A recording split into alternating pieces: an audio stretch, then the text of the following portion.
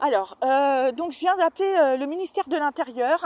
Donc on est le 5, le 6 avril, ou le 5. On est le 6 avril, il est 13h47. Je viens d'avoir une personne du ministère de l'Intérieur parce que maintenant, pour avoir quelqu'un du ministère de l'Intérieur, il faut de l'OFAST, il faut avoir quelqu'un, il faut passer par le standard du ministère de l'Intérieur.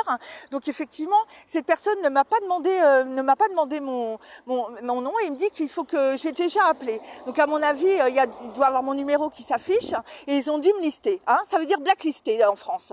Faut le savoir. Donc moi, je dirais pas dans ce sens-là, je ferai une chronique. Je dirais pas dans le sens où les gens, il faut pas porter plainte. Mais franchement, c'est une honte. Moi, on me dit, on ne passe pas au particulier. Je suis pas un particulier, je suis une victime, une personne qui a osé porter plainte. Et le fait, c'est ça le problème.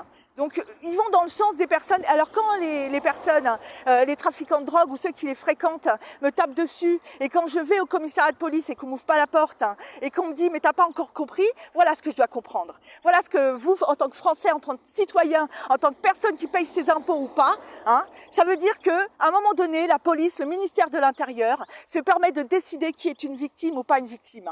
D'accord? Donc, moi, je le dis. Je viens de me faire agresser actuellement.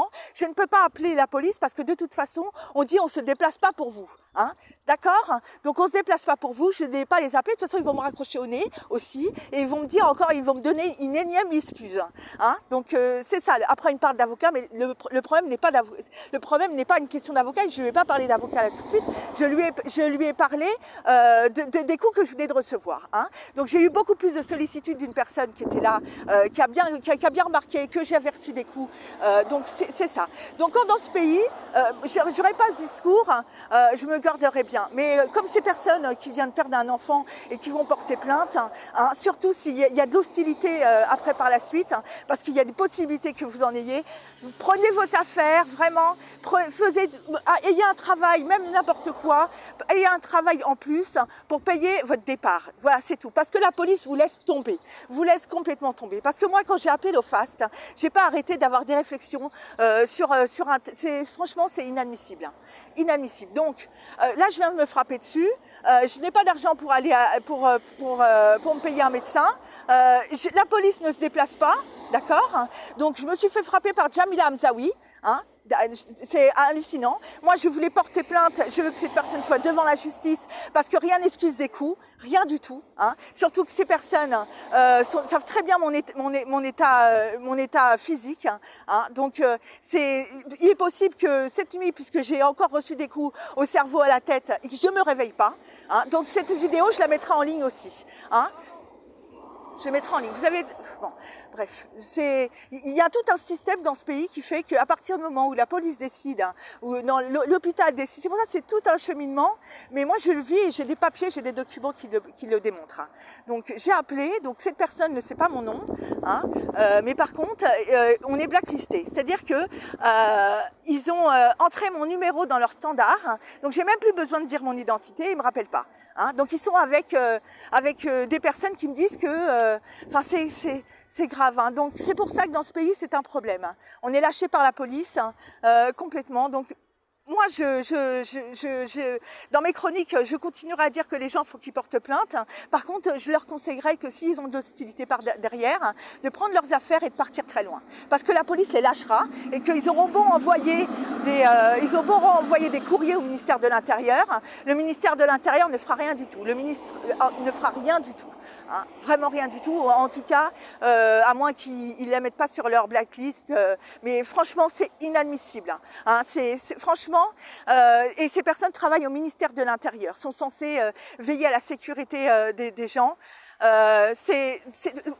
voyez, c'est des administrations qui doivent perdurer, à mon sens, parce qu'ils ont leur utilité. Mais des gens comme ça font que des fonctionnaires sont critiqués à longueur de temps.